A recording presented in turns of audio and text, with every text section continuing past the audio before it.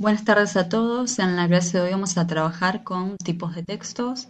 Vamos a abordar los diferentes tipos de textos y la manera o los criterios según los cuales se los puede clasificar o diferenciar, ¿no? Bien,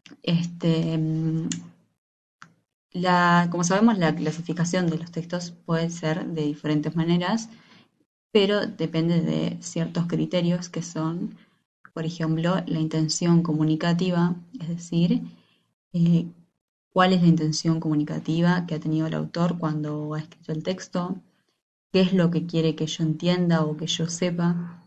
Por ejemplo, puede estar queriendo contarme una historia, puede estar queriendo informarme de un hecho periodístico, eh, y dependiendo de sus intenciones que se va a clasificar el texto. Otro tipo de criterio para saber de qué clase es un texto es la forma del mensaje. ¿Cómo está escrito el mensaje? Puede estar escrito de forma narrativa, es decir, en prosa, o puede estar escrito en verso, o puede estar escrito como una combinación entre cosas escritas y dibujos o símbolos. Otro criterio es la intención del emisor, que es muy similar a la intención comunicativa, pero en este caso del emisor, de precisamente de quién está escribiendo el texto.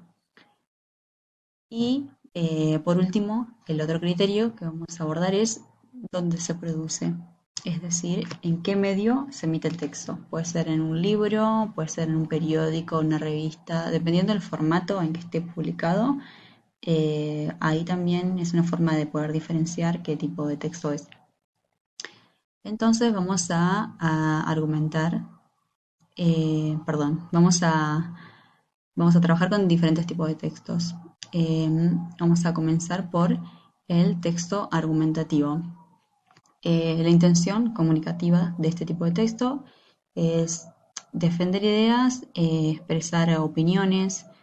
em, por ejemplo, tenemos los artículos de opinión, las críticas de prensa, también los ensayos. La característica que tienen en común todos estos tipos de textos es que la persona que está redactando el texto está expresando una opinión, un punto de vista personal sobre un hecho o sobre una obra o algo en general. Entonces podemos decir que es un texto subjetivo, porque se refiere a la opinión de una persona. El siguiente texto es el texto descriptivo. Como dice la palabra, podemos adivinar que la intención de este texto es describir. ¿Qué es lo que describe? Puede describir personas, animales, cosas, situaciones, sucesos.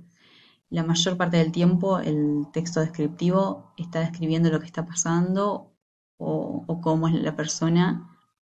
Y, por ejemplo, tenemos, eh, puede ser las guías de viaje, hay novelas también que tienen partes muy descriptivas, pueden ser cartas, diarios, y responde a la pregunta, ¿cómo es? Por otro lado, tenemos el texto informativo. También, como dice la palabra, la intención comunicativa de este texto es la de informar. Este texto, la característica fundamental es que explica los hechos de forma objetiva a diferencia del anterior. En este caso, este tipo de texto se rige básicamente solamente por informar lo que está sucediendo sin aportar ningún punto de vista y ni dar ninguna opinión. Responde a la pregunta ¿qué es lo que sucedió? Y nada más. Por ejemplo, tenemos a los libros de texto, los artículos de divulgación científica, las enciclopedias, los artículos periodísticos, y todos ellos dicen las cosas tal cual sucedieron. Y el lenguaje es claro, directo, conciso. El siguiente texto, ¿qué tipo de texto?